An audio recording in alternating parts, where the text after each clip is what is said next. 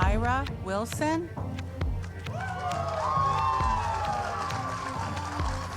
Tonight, the Assembly of Manitoba Chiefs elect a new Grand Chief. Often, it feels hopeless, but I feel hopeful that there's a table dedicated to solely focusing on the crisis of missing and murdered Indigenous women and girls. The third annual meeting into the missing and murdered Indigenous women and girls took place in Ottawa today. Today we gather to honor our survivors of the St. Mary's Indian Residential School, whose courage and resilience have led us to this moment. A series of books about residential schools launches in Winnipeg.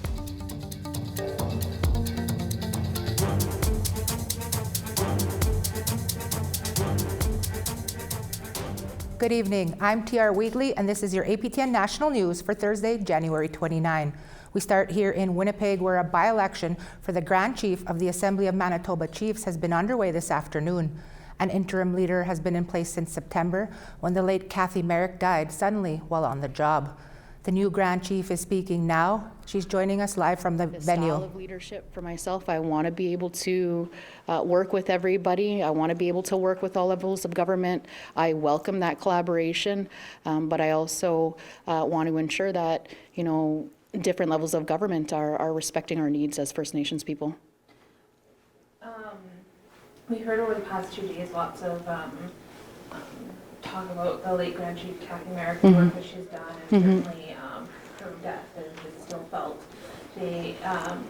How are you feeling, taking on this work that she started and carrying it forward? And you stood with her on many issues, and she's going to be here to move forward on the work that she started. I had a really great connection with her late Grand Chief, and she was a strong leader, and I want to be able to honor, that legacy that she left behind at the Assembly of Manitoba Chiefs, and I still feel connected, to her and the work that we were able to do together, and so I will carry on, the work that she started, but I will also make sure that I'm able to do the work that was asked of me by the Chiefs. Yeah. What kind of message do you have for First Nations people in Manitoba who are now looking at you as Grand Chief? Well, I just want to say, to everyone that, is listening, our people, First Nations people, but just everyone, I don't take this position lightly. It's an honor to stand here today as the Grand Chief for Assembly Manitoba Chiefs, and I will work hard for our people, and I'm very persistent, and I won't stop until the work gets done. What do you think it says that that the leadership in Manitoba has back-to-back now chosen female leaders to lead the organization and advocate on behalf of communities? Well, just thinking about our leadership and the direction that they want to take with the Assembly of Manitoba Chiefs. We had our late Grand Chief, female leadership, very strong in her role. And, it's an honor to be here again, in our leadership space, and to be able to do this work as our Grand Chief. And, I just feel very honored that they picked me to be the Grand Chief. And I guess that speaks to, the person that they wanted in that role, and male or female, I do believe that I have the qualities to be able to do this work, and that's why they elected me today. So I just want to say miigwech for that. Earlier today, we heard from members of the Youth Council share their perspectives. I was wondering if you could talk a bit about how you plan to center the voices of youth through the AMC. Well, we are all youth at one point, and we're always learning and watching the people around us, our mentors and the people that inspire us. And I just think about when I was a youth and I was watching our leadership, and I was in these spaces and I was learning from them. And I want to be able to do that for them as well. I want to be able to work with our youth, provide any mentorship, and just share the teachings that I've learned along my way. now representing 63 communities with AMC, how important is collaboration going to be going forward for AMC? Collaboration is That was the newly elected AMC Grand Chief taking live questions at the venue. We'll have more on that tomorrow. Staying with the AMC gathering, Sierra Bettens also spoke with the outgoing interim Grand Chief Betsy Kennedy, who is also the current chief of War Lake First Nation in northern Manitoba. Here's that interview. Thanks, TR. So we're here at the Assembly of Manitoba Chiefs election, where 63 leaders from First Nations across Manitoba will be voting on their next Grand Chief. And right now I'm joined by Acting Grand Chief Betsy Kennedy, who will be answering a couple questions about, her experience as Grand Chief. So Grand Chief, to start off, what has been the most rewarding aspect of serving as Acting Grand Chief? It has been really busy, and I just want to say that I'm honored that the Chiefs of Manitoba had, for me to step in and to have continue on the legacy and what the late Grand Chief Kathy Merrick had wanted to do, and those are many issues that we had to do with our children, with our women and our, and the families, and that she worked so hard to advocate for the families, and that these, with the families, they were her heart, and she worked so hard to wanting to help them and to create that awareness on what we needed to do for our children and our community, and that if we continue on, that we continued on to the next Grand Chief, and it's been it's been a hard work and very busy, and that it's been rewarding, very rewarding in having to have to help our members and our chiefs, and and what we need to do for creating and bringing awareness and creating a better life. And what are some of the issues that you think are important for the next Grand Chief to focus on? Well, especially right now, George Principle, I know that the Chiefs have been very concerned with that it's not being followed, because at the creation of George Principle, it was there for our children, to making sure that they get the services that they need, and that these services are impacting in our communities, because we don't have those same privileges, and that these issues is very important, and we will continue to work on those, and I'm sure that the next Grand Chief will do what we need to do in the area of George Principle. Yeah, and to close, with the new incoming Grand Chief, do you have any advice that you'd share with them in, coming into this role and serving? I know that the role of Grand Chief has always been very busy, and that you have many issues to come forward, and that they meet. One of the things is that they have to meet with the leadership on what changes we want. And it's not just in the provincial level, but nationally, to bring on what we need to do for our communities, and that we continue on, and the next Grand Chief will work hard into doing that. Thank you. All right, well, thanks so much, Acting Grand Chief Betsy Kennedy, and congratulations on, your service in this role. Back to you in studio. Thanks, Sierra. The third annual Indigenous Federal, Provincial, Territorial meeting on missing and murdered Indigenous women and girls got underway in Ottawa on Wednesday morning. The two-day meeting is being co-chaired by Crown Indigenous Relations Minister Gary Ananda-Sangari and New Brunswick Minister for Women's Equality and Seniors Lynn Chantal Boudreau. Another co-chair is Hilda Anderson-Piers of the National Family and Survivors Circle. She had this to say during opening remarks. For me, as an Indigenous woman who's been championing gender issues for over 25 years, often, it feels hopeless, but I feel hopeful that there is a table dedicated to solely focusing on the crisis of missing and murdered Indigenous women and girls. And by being here and being present, we have a very sacred responsibility to ensure that we do what we can collectively, to change our stories and to change outcomes. Megan Gallagher was reported missing from Saskatoon in 2020. 2 years later, her remains were found along the South Saskatchewan River near the town of St. Louis. In all, 9 people were charged with various offenses in connection with Megan's death, including murder, manslaughter, forcible confinement, and doing an indignity to human remains. So far, 5 of these cases have been closed, 2 people are awaiting sentence, and 2 more are still awaiting trial.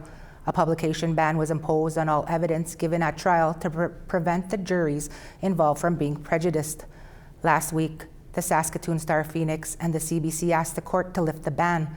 After hearing arguments from all sides, King's Bench Justice Mona Davell reserved her decision, which she will deliver before February 6th. We want to hear what you think. Here's how to continue the conversation.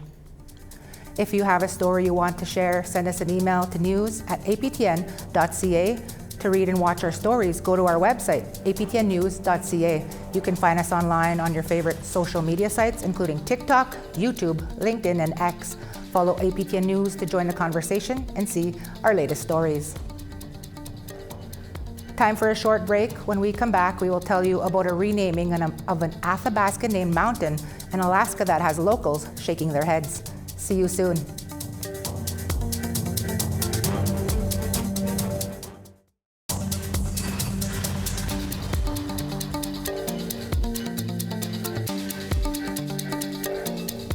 Welcome back. A group of residential school survivors and some of their supporters were at the Canadian Human Rights Museum in Winnipeg to launch a series of books called Kadagoging, meaning grave or returning to the earth in Anishinaabe Mowin. Tyler Shingus has more on that. They gathered at the Canadian Museum of Human Rights in Winnipeg to honor the survivors of St. Mary's Indian Residential School with the launch of a book series called Kadagoging. We're here to officially launch our book, and what it is, it's in a 4-part series to make up the book as a whole, and it was all the work from our survivors that attended St. Mary's Indian Residential School in my community of Wajishkwanigam. That was in operations from 1897 to 1972. One survivor spoke about the importance of acknowledging the past in hopes to avoid repeating the same mistakes in the future. We speak this truth, so history cannot be forgotten or denied, and so it will never happen again. We wrote these books as a first step towards reclaiming what was taken: our language, our culture, our health and well-being, our identity, our land, and our families. The launch of Kadagoging marks a milestone in Canada's efforts towards reconciliation. Today we gather to honor our survivors of the St. Mary's Indian Residential School, whose courage and resilience have led us to this moment. It is a moment of truth, remembrance, and commitment to a path forward. The launch of the Kadagoging book marks an incredible milestone in our community's healing journey. The survivors were joined by a drum group, dancers, and Manitoba's premier, Wab Kinew, whose father went to St. Mary's Indian Residential School. And so these experiences and these stories and these difficult narratives that have been handed down to us need to be preserved, because there is a truth there, and there is something that really, really needs to be preserved for the understanding of future generations, not just in our community, but for all Canadians. For APTN News, I'm Tyler Shingus in Winnipeg. Thanks, Tyler. What's in a name? Well, according to Alaskans, a lot.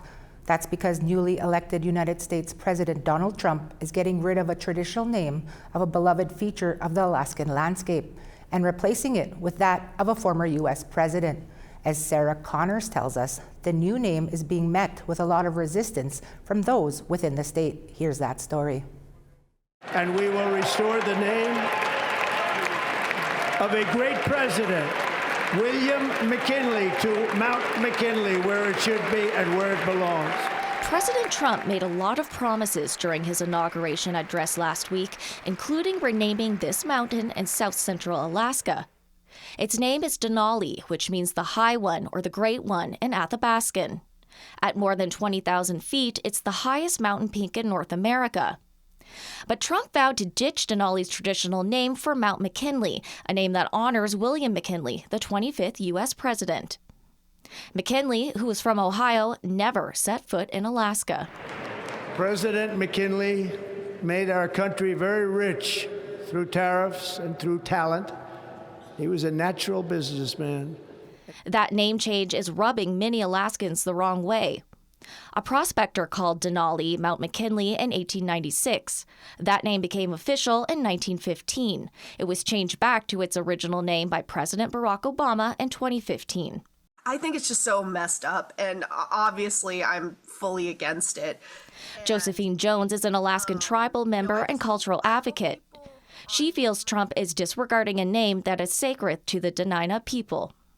Deep down, I really think that the whole change was not done for the Dena'ina at all. I don't even think the president even knows who we are or cares. The name change is even receiving pushback from Republican Senator Lisa Murkowski.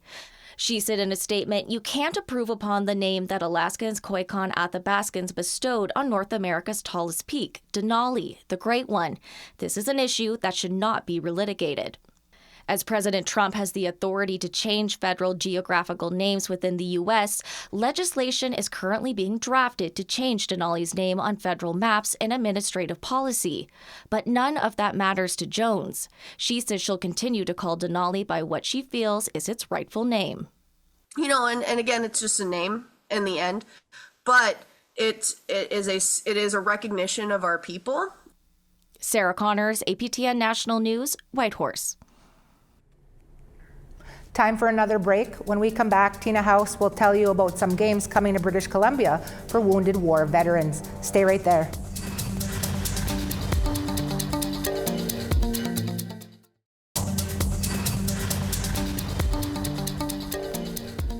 Tawau, welcome back. Time now for our photo of the day.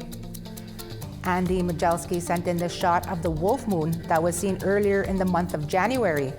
Andy enjoyed the view from Winnipeg, Manitoba, and we want to say thanks for sharing.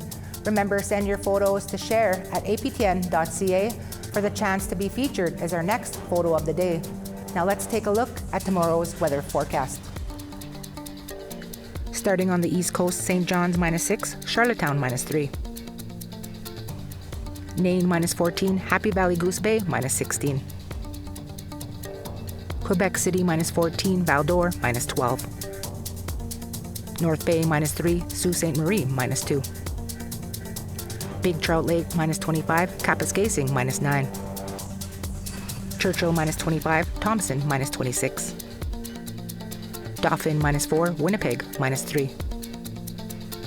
North Battleford -3, Swift Current -2. Uranium City -27, La Ronge -1. Over in High Level -15, Peace River -8. Edmonton 1 degree, Calgary +9. Bella Coola 4 degrees, Kamloops 0. Fort Nelson -20, Prince Rupert +1. Old Crow -30, Mayo -19. Norman Wells -24, Fort Simpson -21. Tuktoyaktuk -22, Colville Lake -27. Cambridge Bay -27, Chesterfield -34. Iqaluit -19, Resolute -33.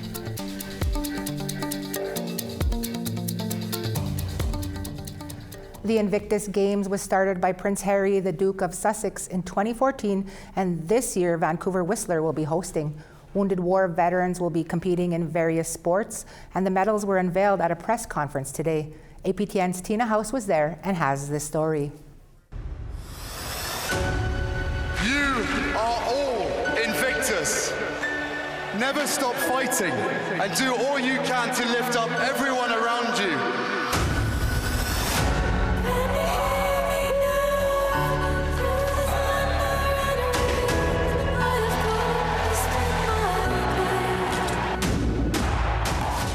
On February the 8th, the Invictus Games will descend upon Vancouver Whistler, where hundreds of war veterans from around the world will compete in 11 sports.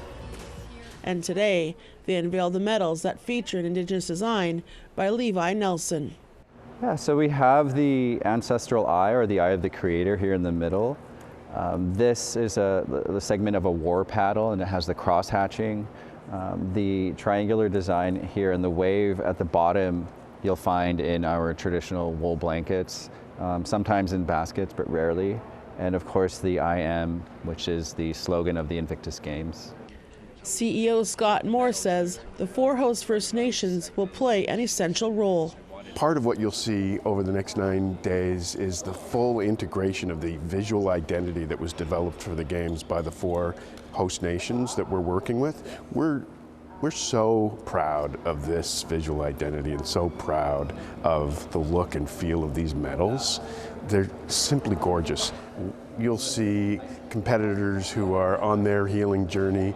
Their performances are not high-level Olympic performances, but they are striving to do their best and to heal. Canadian war veteran Patrick Levis served 30 years in the military and suffers from PTSD from a deployment in Afghanistan, and he's also a cancer survivor. When I underwent surgery, I woke up from surgery with a disability, mobility disability, which I thought that was the end of my life because sports had always been important. And I was scared. I didn't know what I would be able to do with this disability. It was after rehab that he found out about the Invictus Games. I said, I gotta compete. I need this to push myself to get better and to prove myself that, or to find my identity again. After competing at the Invictus Games in 2022, Patrick Levis won 4 gold medals, 1 silver, and 1 bronze. So going out into the world will be awarded to soldiers and the competitors in the games. And I think to have my design around their necks and also the traditional designs of my ancestral artists is paramount. The opening ceremonies for the Invictus Games is February the 8th and closes February the 16th. Tina House, APTN National News, Vancouver. That's some beautiful Nietzsche designs. And that's all the time we have for this Thursday, January 29. From all of us here at APTN, both in front of the camera and behind the scenes, Egase, Gitom, Kawapamitananaw. Thank you for watching. Tomorrow, Dennis Ward will be back here at the desk. Mino, Dipiskisi, good night.